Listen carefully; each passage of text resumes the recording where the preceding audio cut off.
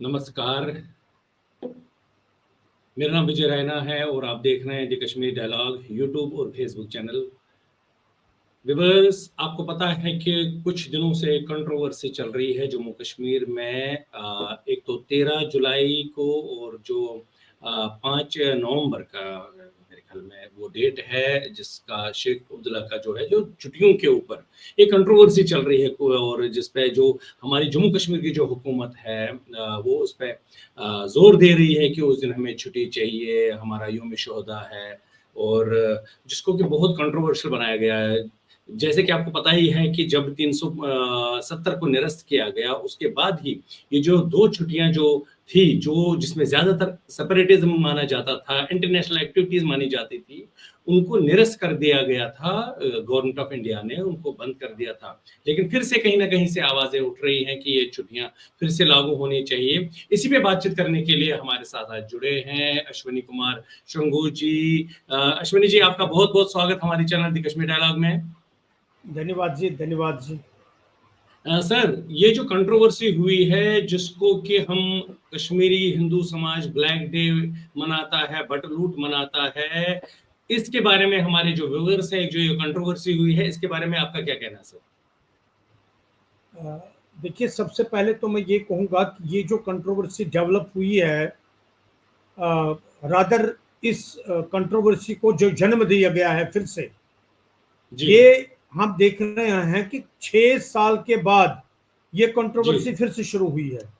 हुँ, 2019 में जब 5 अगस्त के दिन ये सारा आर्टिकल 370, आर्टिकल 35A वगैरह ये सब कुछ निरस्त कर दिया गया था, उसके बाद में इन छुट्टियों को समाप्त किया गया था।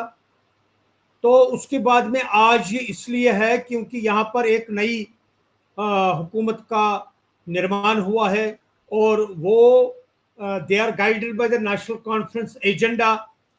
एक कश्मीर में 1931 से ही जो एक पॉलिटिकल एजेंडा रहा है उसमें ओवरवेलमिंग जो है एक कम्युनल ओवरटोन रहा है और हुँ, उसमें नेशनल कॉन्फ्रेंस का सबसे बड़ा रोल है।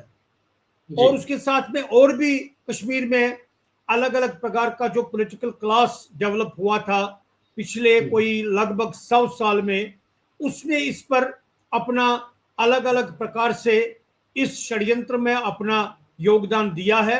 और तभी हम जी। ऐसा देख रहे हैं कि अब फिर से ये जो कंट्रोवर्सी है उसको निर्माण करने की कोशिश की जा रही जी, है। जी, जी, जी।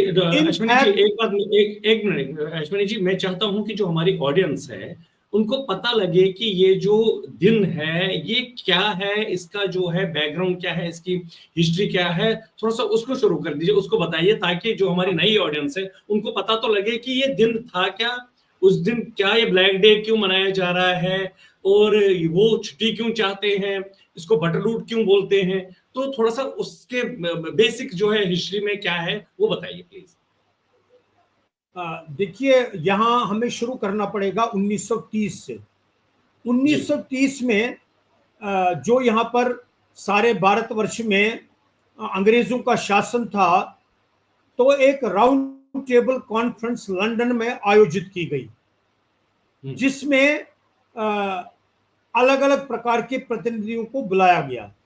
और वहां पर जब उनको बुलाया गया तो उसमें जो princely ruled states of India थे जी, वो कोई लगभग कोई 600 के करीब थे, 600 से ज्यादा थे। तो हम्म, उनके प्रतिनिधि के रूप में जम्मू कश्मीर के महाराजा महाराजा हरि सिंह उस राउंड टेबल कॉन्फ्रेंस में गए थे।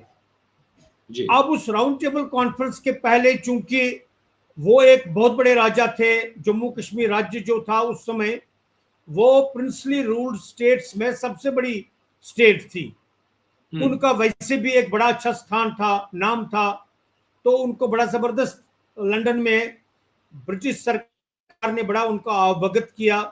और उसके बाद में जब वो राउंड टेबल कॉन्फ्रेंस शुरू हुई तो वहां पर on behalf of the princely rule states of India जो वो एसोसिएशन उस समय थी, उसके प्रतिनिधि के रूप में जब महाराजा हरि सिंह ने अपना वक्तव्य दिया और वहां पर प्रेजेंटेशन रखी तो उसमें उन्होंने ये कहा, और ये बड़े अचरज की बात थी अंग्रेजों के लिए, और चूंकि ये सब सडन हुआ और इसके लिए कोई प्लानिंग नहीं थी, इसलिए वो हक्के बक्के रह गए कि ये महाराजा हरि सिंह जी ने क्या कहा। उन्होंने वहां ये कहा कि हम ये चाहते हैं कि ब्रिटिश सरकार जो है वो भारतवर्ष से जल्दी निकले और फिर हम भारत में किस प्रकार से शासन व्यवस्था और ये राजनीतिक व्यवस्था और आगे किस प्रकार से शासन चलेगा वो हम आपस में बैठ करके तय करेंगे। जी। ये ब्रिटिशर्स के लिए अजीबोगरीब बात थी कि उन्होंने ये इन दियर वाइल्डेस्ट ड्रीम्स भी उन्होंने ये नहीं सोचा था कि इस तरह से महाराजा हरि सिंह वहां पर अपना बयान देंगे। इस बयान से चिढ़कर कुछ तो चिढ़कर और कुछ रोष में ब्रिटिश सरकार जो उस समय थी उन्होंने फिर महाराजा के विरुद्ध एक अभियान शुरू किया, एक षड्यंत्र शुरू किया। उसी षड्यंत्र के अंतर्गत उन्होंने एक मुस्लिम खानसामा था, पेशावर का रहने वाला था, वो जम्मू कश्मीर का था नहीं था, उसका नाम था अब्दुल कदीर। उसको एक जासूस के रूप में अंग्रेज अफसर जो जम्मू कश्मीर के था उसके साथ अटैच किया गया एक खानसामा के रूप में, और वो जम्मू रीजन में आकर के उसने जम्मू रीजन में पहले कम्युनल एक सिचुएशन निर्माण करने की कोशिश की। फिर उनको यहाँ पर अरेस्ट किया गया जम्मू रीजन में, फिर उनको जम्मू से कश्मीर उनका तबादला किया गया और वहां पर सेंट्रल जेल में उनको रखा गया। जहां ये एक तरफ की ये बात हुई, दूसरी तरफ ऐसा था कि जम्मू कश्मीर मुस्लिम कॉन्फ्रेंस जो थी उसमें जो उस वक्त नए नए पढ़े लिखे लोग मुस्लिम कम्युनिटी में से थे जिनको महाराजा ने जम्मू कश्मीर की सरकार ने स्कॉलरशिप पे पढ़ने के लिए अलीगढ़ मुस्लिम यूनिवर्सिटी भेजा था, वो वहां से वापस आकर के उन्होंने महाराजा के खिलाफ एक षड्यंत्र रचा और एक रिवोल्ट करने की कोशिश की।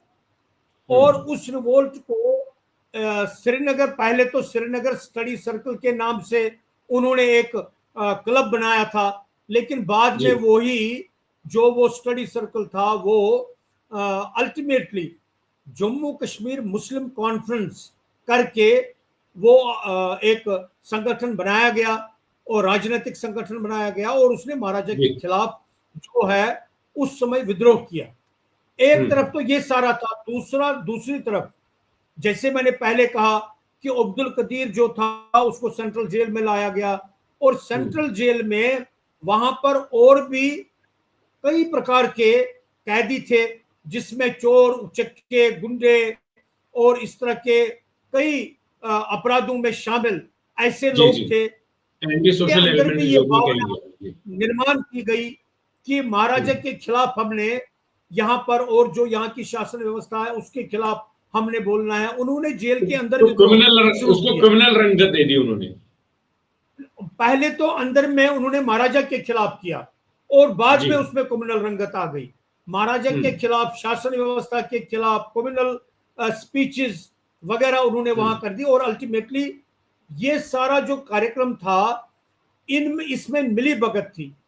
एक तो जेल के अंदर जो हो रहा था वो, दूसरा जेल के बाहर, और फिर जम्मू कश्मीर मुस्लिम कॉन्फ्रेंस के तत्वावधान में जो सारी ये बातें चल रही थी और उसमें ये फैसला किया गया कि जिस दिन आषाढ़ चतुर्दशी होती है यानी जिस दिन माता ज्वाला जी का ख्रू में मेला लगता है, जैसे आज हम देख रहे हैं वहां पर कोई मेला हम आज उस प्रकार का देखते नहीं है।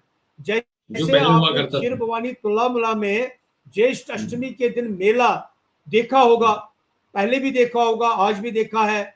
इसी प्रकार से एक मेला ख्रू नाम के इस तीर्थ स्थान पर लगता था और वहां पर हजारों लोग जमा होते थे, परिवार के परिवार वहां जमा होते थे। मैंने भी आज से कोई लगभग 60 साल पहले उस प्रकार के एक ख्रू के मेले का दर्शन 2-3 बार किया है। ओ हाँ जी, ज्वाला जी।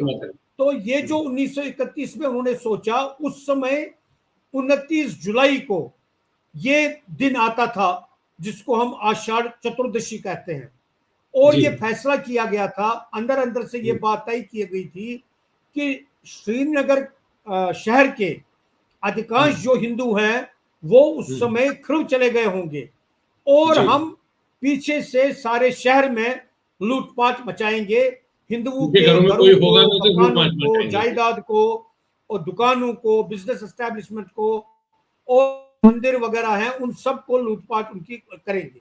ये फैसला हुआ जी। था, लेकिन वो तारीख था 29 जुलाई।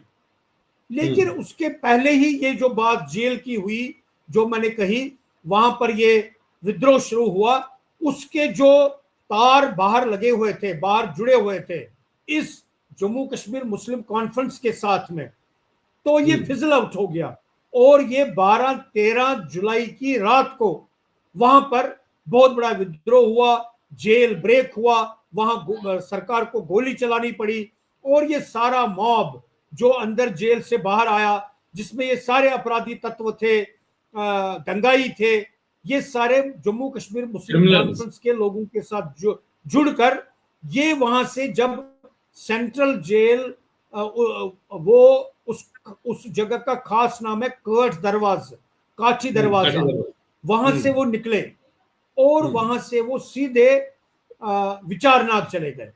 चूंकि विचारनाग नजदीक था, विचारनाग 1931 तक कश्मीरी पीड़ितों का एक बड़ा केंद्र हुआ करता था और तीर्थ भी हुआ करता था, तो वहां पर हमला उन्होंने बोल दिया। हाँ जी, वहां पर उन्होंने बड़ा जबरदस्त हमला बोल दिया, हिंदुओं पर बोला, मंदिरों पर बोला जो वहां पर थे, वहां का जो कुंड है उस पर बोला, और वहां पर उन्होंने बहुत जबरदस्त आगजनी की और कई हिंदुओं को वहां पर खंडित किया पीटा। होगा उस मंदिर को। जी। जी हाँ, ये उस दिन 13 जुलाई था, और वहां पर 4 लोगों की बड़ी निर्मम हत्या करने की कोशिश भी की गई, लेकिन वो बच गए। फिर वहां से जब ये मॉब कश्मीरी निकला हिंदूज, और कश्मीरी हिंदूज। ये सीधे आली कदल के रास्ते ये महाराजगंज पहुंचा। महाराजगंज में हजारों दगाई जो ये सारे थे, और मुस्लिम कॉन्फ्रेंस के लोग जो इसमें शामिल थे, उनके नेता थे और उनके कार्यकर्ता थे, इन्होंने वहां महाराजगंज में जो हिंदू व्यापारी थे, कश्मीरी पंडित दुकानदार थे, बिजनेसमैन थे, उन पर दावा बोल दिया, वहां उनको जला दिया, उनकी सारी संपत्ति वहां जला दी। बोहरी कदल में जो हिंदू थे उन पर हमला किया, और 4 हिंदुओं को वहां पर बोरियों में भरकर जैना कदल जो पुल है वहां से दरिया वितस्ता में फेंक दिया, जहलम दरिया में फेंक दिया। उसके कई लोग जो हैं जिनको ऐसा किया गया, उनके जो संबंधी हैं वो जम्मू में काफी देर तक इस बात को, जब भी हम कार्यक्रम करते थे वहां इस बात को कहते थे कि किस तरह से उनके पूर्वजों के साथ 1931 में ये सब कुछ हुआ। 4 लोगों की हत्या वहां हुई। उसके बाद ये जो हजारों लोग थे, तो इनके 2 हिस्से बटलूट इसी को कहते हैं, बटलूट। हाँ हाँ, मैं आगे चलूंगा, सारी बात बताऊंगा आपको। उसके बाद में इसके 2 हिस्से हो गए।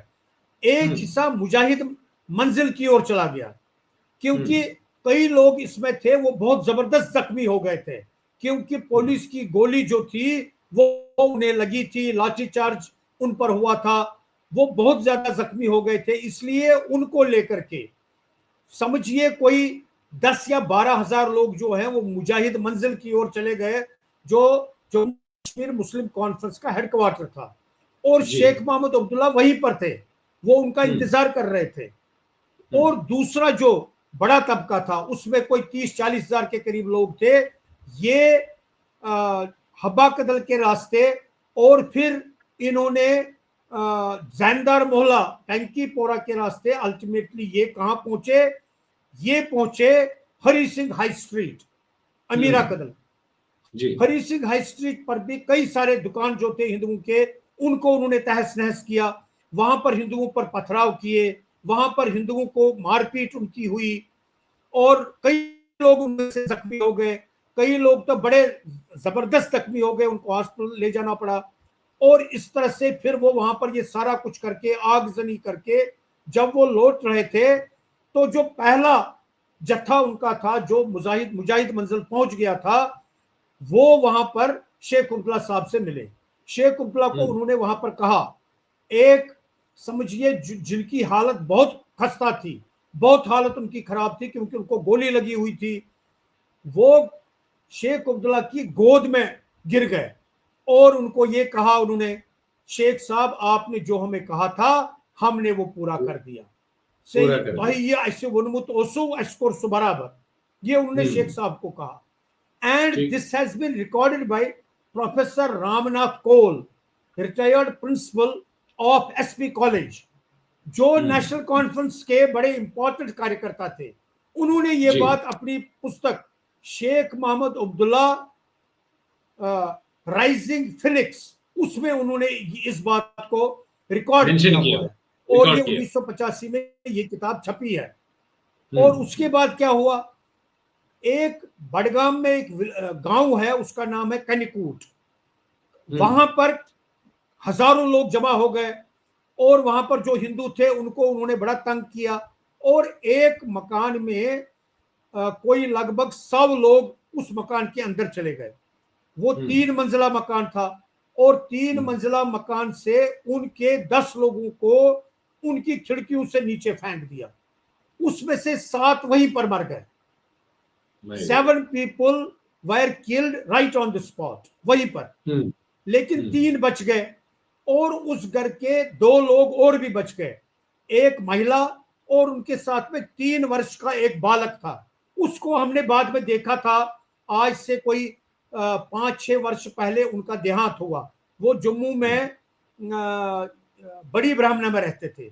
एक कार्यक्रम था हमारा 13 जुलाई को, उन्होंने वो अटेंड भी किया था और उन्होंने ये सारी बात बताई कि उस दिन क्या हुआ था। हालांकि वो उस वक्त 3 साल के थे, लेकिन बाद में उनको पता चल गया था, वो उसी घर के सदस्य थे। तो वो 2, जो महिला और ये बच्चा, केवल ये 2 लोग बचे थे और जो बाकी के 3 थे वो तो कोई साल भर कहते हैं हॉस्पिटल में रहे। 7 लोगों की एक ही परिवार में मृत्यु हो गई थी। कन्यकूट है इस गांव का नाम, ये बडगाम में है।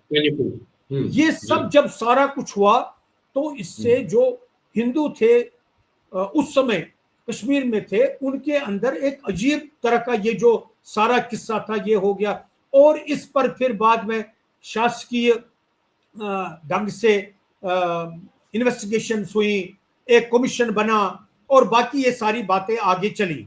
लेकिन 1 साल के बाद शीतलनाथ में उन दिनों ऑल स्टेट कश्मीरी पंडित कॉन्फ्रेंस सनातन धर्म युवक सभा की ओर से एक जलसा, एक बड़ी मीटिंग आयोजित की गई 30 जुलाई 1932, 1 साल के बाद जी। और उसमें यह फैसला किया गया कि इस दिन को हम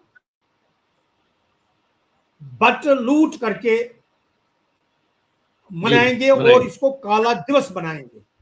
और ये इसको ये बट लूट इस दिन को कहने लगे और इसके साथ में ही उन्होंने उसको काला दिवस मनाना प्रारंभ कर दिया 1932 में।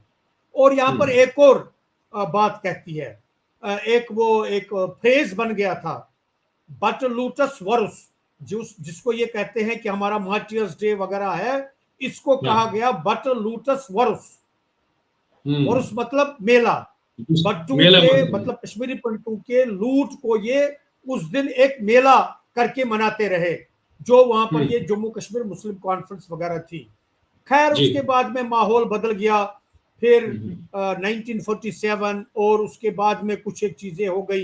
प्राइवेटली तो ये लोग नेशनल कॉन्फ्रेंस के रूप में या जो मुस्लिम कश्मीरी मुस्लिम जो कम्युनल ऑर्गेनाइजेशंस थी, रिलीजियस ऑर्गेनाइजेशंस थी, वो इसको मनाते रहे, लेकिन प्राइवेटली मनाते रहे। लेकिन पहली बार 1975 में जब नेशनल कॉन्फ्रेंस की सरकार बनी तो शेख अब्दुल्ला ने इसको ऑफिशियल शक्ल दी और उन्होंने इसको सरकारी तौर पर मार्टियर्स डे घोषित किया और उस दिन, और हाँ जी 1975 में, और उस दिन फिर एक अवकाश भी घोषित कर दिया। हम इसके खिलाफ बहुत जबरदस्त आंदोलन करते रहे लगातार, तब से ही 1975 से ही मुझे याद है, अब तो 50 साल हो गए।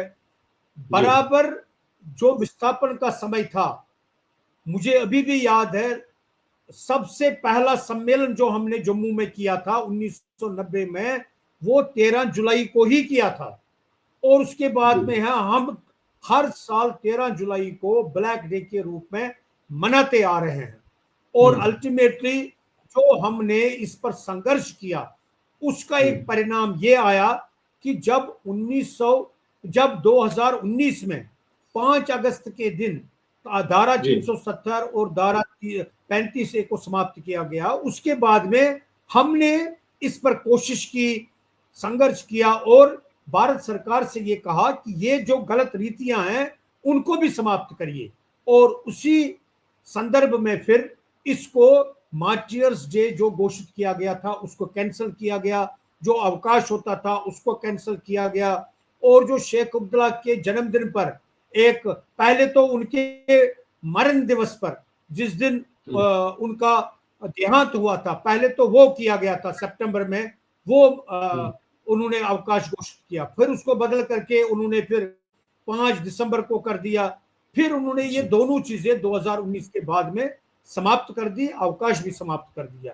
खैर, ये जो शेख अब्दुल्ला का जन्म दिवस है वो अलग इशू है, जन्मदिन है वो अलग इशू है। लेकिन इसको ये कहते हैं कि ये जो दगाइयों ने उस दिन किया था, ये जो एंटी सोशल एलिमेंट्स थे, एंटी नेशनल एलिमेंट्स थे, कम्युनल एलिमेंट्स थे, ये जो उन्होंने सारा काम उस समय किया था, यही जो बाद में मूवमेंट ऑफ सेपरेटिज्म कश्मीर में निर्माण हुई, सारे जम्मू कश्मीर में जो आतंकवाद का एक लहर आ गई, उस सब की बुनियाद जो है वो यही 1931 की ये घटना है। यानी जो कश्मीर में, या जम्मू कश्मीर कहिए, जो वहां पर सारा ओवरटोन पॉलिटिक्स का है, सेपरेटिज्म का है, आतंकवाद का है, इसका फंडामेंटल जो जिसे कहते हैं नींव पड़ी थी, वो नींव पड़ी थी 1931 में। चंगू साहब इन जम्मू एंड कश्मीर स्टेट, मैं यहाँ पर एक और बात जोड़ूंगा। अब देखिए, जिन दिनों जम्मू कश्मीर रियासत में लद्दाख भी था, जम्मू तो अभी है, अब सवाल ये पैदा होता है कि ये जो जिसको ये तथाकथित मार्टियर्स डे मानते हैं, लद्दाख का इसके साथ, लद्दाख रीजन का इसके साथ दूर दूर का कोई संबंध है ही नहीं, मतलब ही नहीं, उनका इसके साथ कोई रिलेशन ही नहीं है इस दिन के साथ, या जो भी उस दिन हुआ था, नंबर 1। नंबर 2, जम्मू रीजन का भी इसके साथ कोई दूर दूर का कोई रिश्ता है नहीं, लेना देना ही नहीं है, नंबर 2। एंड नंबर 3, अब कश्मीर में एक तो कश्मीरी मुस्लिम कम्युनिटी है, दूसरा कश्मीरी हिंदू कम्युनिटी है। Kashmiri Hindu community microscopic Hindu community है, माइनॉरिटी में है, और उन्होंने 1932 से ही इस दिन को ब्लैक डे के रूप में मनाया, और तब से लेकर आज तक उन्होंने इसके साथ में हमेशा ये कहा कि उनका इसके साथ कोई लेना देना नहीं है। सवाल ये पैदा होता है कि ये मार्टियर्स डे किन का है? ये मार्टियर्स डे फिर कश्मीरी मुस्लिम कम्युनिटी का है। यानी ये एक कम्युनल प्रोग्राम है, एक कम्युनल मेला है, एक कम्युनल फिलॉसफी पर आधारित ये अवकाश जो है ये वो चाहते हैं। और ये जो सारा मतलब मामला बनता है, ये मामला बनता है कि कश्मीर की जो हेजमनी है और जो कश्मीर की ये जो मुस्लिम मेजॉरिटेरियनिज्म का एक बोलबाला है, उसको सारे जम्मू कश्मीर पे लागू किया जाए।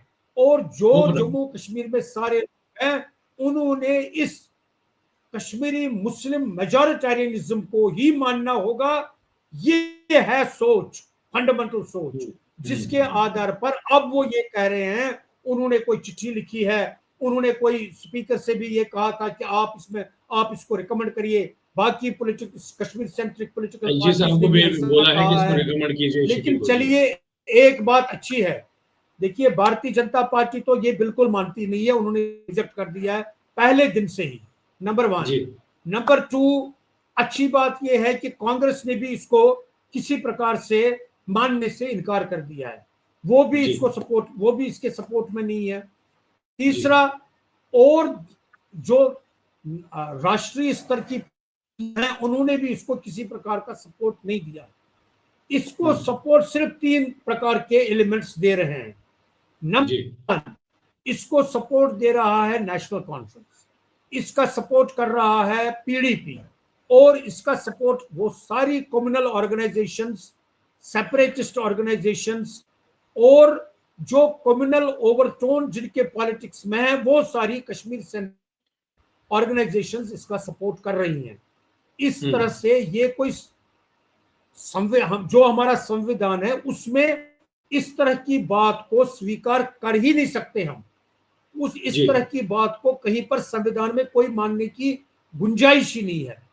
तो कुल मिलाकर के मेरा यह मानना है कि भारत सरकार ने ना केवल इस बात को निरस्त करना चाहिए, हमेशा हमेशा के लिए इस इशू को दबा देना चाहिए, उसको समाप्त कर देना चाहिए। केवल ये कहने से कि अब हमारी सरकार बन गई है उसका ये मतलब नहीं कि वो सारी चीजें फिर से जो 2019 में समाप्त की गई थी, एक कॉन्स्टिट्यूशनल प्रोसेस में समाप्त की गई थी। और मुझे इस बात की बड़ी खुशी है कि भारतीय जनता पार्टी और बहुत हद तक कांग्रेस ने भी उन्होंने बड़ा अच्छा स्टैंड लिया है इस इशू को लेकर के, और किसी भी सूरत में हम इस इशू को डाइल्यूट नहीं होने देंगे। It is a black day, it was a black day, और इसको हमेशा के लिए हम ब्लैक डे ही मानेंगे। 13 जुलाई को हर प्रकार से ये स्पष्ट करना चाहिए, ना केवल कश्मीरी पंडित समुदाय को बल्कि जम्मू कश्मीर के सारे देशभक्त समाज को ये स्पष्ट करना चाहिए। एक ही बार इसमें स्पष्टता आनी चाहिए कि कश्मीरी मुस्लिम समुदाय में भी कई ऐसे वर्ग हैं जो इस बात को लेकर के इसको मार्टियर्स डे नहीं मानते हैं, और उनके स्टेटमेंट पिछले 3-4 दिन से आए हुए हैं, वो पब्लिक डोमेन में है, जिसमें उन्होंने इस बात को लेकर के खुली प्रकार से अपने जो उनका स्टैंड है उसको क्लियर किया है। और मैं मानता हूं कि जो हम अभी ये बातचीत कर रहे हैं ये अधिक से अधिक लोगों तक पहुंचे। मेरी सबसे प्रार्थना होगी, ये it is not only for information and knowledge of people, लेकिन इसके पीछे हमने ये समझना चाहिए कि जो हमारे यहाँ पर आतंकवाद है, जो एक कम्युनल पॉलिटिक्स है या जो सेपरेटिज्म का पॉलिटिक्स है, उसकी बुनियाद यही दिन है, उसकी बुनियाद इसी दिन की फिलॉसफी है, और उसकी बुनियाद जो उस दिन किया गया था माइनॉरिटी के साथ, हिंदुओं के साथ किया गया था, ये आज जो हम आतंकवाद देख रहे हैं उसकी वो बुनियाद है। और जब ये हुआ था, मैं एक बात क्लियर करना चाहूंगा, उस समय कोई पाकिस्तान नहीं था, उस समय पाकिस्तान नहीं बना था। जैसे हम आज कह रहे हैं कुछ भी जम्मू कश्मीर में इस तरह का हो जाता है तो हम एकदम कहते हैं कि ये पाकिस्तान ने किया, लेकिन 1931 में कोई पाकिस्तान नहीं था, उसके बगैर भी ये किया गया। तो इसको हर प्रकार से सरकार ने दबाना चाहिए, पूर्ण रूप से दबाना चाहिए इस बात को, और जो असली बात है वो लोगों के सामने लानी चाहिए। जैसा कि चुंगू साहब आपने बताया, अंत में आपसे पूछना चाहता हूं कि 13 तारीख कल शनिवार है, परसों इतवार है, और जम्मू में बहुत सारे इससे रिलेटेड कार्यक्रम हो रहे हैं, और हमारी जो युवा पीढ़ी है कहीं ना कहीं उन्होंने भी एक किस्म से पहल की है, वो भी अब इस पे कार्यरत कर रहे हैं। जैसे यूथ फॉर कॉमन कश्मीर बहुत बड़ा कार्यक्रम यहाँ करने जा रहा है, आसक्ति से बहुत बड़ा कार्यक्रम करने जा रहा है। ऐसे ही बहुत सारी जो हमारी संस्थाएं हैं, इस जो ये चिंगारी है एक किस्म से, जो कश्मीरी हिंदुओं के साथ जो हमेशा उनके साथ जो भी जबरन कहीं ना कहीं उनके साथ अत्याचार किए गए थे, उसको वो चिंगारी जलती रहनी चाहिए। तो आप अपनी तरफ से जो युवा पीढ़ी है, जो हमारी आगे की प्रोजनी है, जो आगे हमारे इस जो हमारे साथ हुआ है उसको आगे लेने जा रही है, उनको क्या आप संदेश देना चाहेंगे सर? देखिए, सबसे पहले तो मैं ये कहूँगा कि 13 जुलाई 1990 से ही हमने इस दिन को अलग अलग प्रकार से आज तक पिछले 35 साल में मनाने का प्रयास किया है, और बड़ा सफलतापूर्वक किया है। 13 जुलाई 2000 को हमने कश्मीरी पंडित रिप्रेजेंटेटिव असेंबली का आयोजन किया था। उसके बाद में कई तरह के हमने प्रोटेस्ट और इस तरह के कार्यक्रम किए हैं 13 जुलाई को। मैं जो ये 13 जुलाई 2 दिन के बाद में जम्मू में कार्यक्रम हो रहे हैं, अलग अलग संस्थाओं के तत्वावधान में हो रहे हैं, मैं इस बात को लेकर के बड़ा प्रसन्नता व्यक्त करता हूं कि इस तरह के आयोजन हो रहे हैं। मैं उनका स्वागत करता हूं जिन्होंने भी इस तरह के कार्यक्रम आयोजित किए हैं। बहुत अच्छी बात है। ये मैं समझता हूं आने वाली पीढ़ी के लिए प्रेरणादायक है और आने वाली पीढ़ी को इससे उत्साह मिलेगा, ज्ञानवर्धन उनका होगा और वो इस बात को लेकर के जो हम एक प्रकार से ये जो कर रहे हैं, ये एक सिविलाइजेशनल स्ट्रगल हम कर रहे हैं। It is a civilisational struggle और इस स्ट्रगल को आगे ले जाने के लिए ये कार्यक्रम जो 13 जुलाई 2025 को जम्मू में आयोजित हो रहे हैं, दिल्ली में आयोजित हो रहे हैं, अलग अलग स्थानों पर आयोजित हो रहे हैं, मैं उन सब का स्वागत करता हूं और मैं मानता हूं कि जिन्होंने भी ये आयोजन किए हैं, चाहे ऑल स्टेट कश्मीरी पंडित कॉन्फ्रेंस हो, चाहे पनन कश्मीर हो या चाहे और भी कोई संस्था हो, ये सब साधुवाद के योग्य हैं, बधाई के योग्य हैं और मैं उन सब का धन्यवाद करता हूं और उनको बधाई देता हूं कि उन्होंने इस लीगेसी को आगे बढ़ाया है। बहुत अच्छी बात है और इसको जरूर सफल बनाइए और इस मैसेज को आगे ले जाइए। जी अश्विनी कुमार चंगू जी, आपने आज बहुत अच्छी बातें बताई हैं और हम चाहते भी हैं कि जो हमारे साथ बीती है हमने कभी उसको भूलना नहीं चाहिए और उसको हमेशा हर साल इसको रिविजिट करना चाहिए इसको फिर से, ताकि जो हमारी आने वाली जनरेशंस हैं उनको भी पता लगे कि कश्मीर में कश्मीरी हिंदुओं के साथ क्या हुआ था और पिछले 36 साल से वो जो दर दर की ठोकरें खा रहा है और घर से बेघर की जिंदगी बिता रहा है, तो ये दुनिया को भी पता लगना चाहिए। ऐसे कार्यक्रम बार बार होने चाहिए। अश्विनी कुमार चंगू जी, आपने अपना कीमती समय आज दिया है, आपका बहुत बहुत धन्यवाद। नमस्कार सर। भारत माता की जय।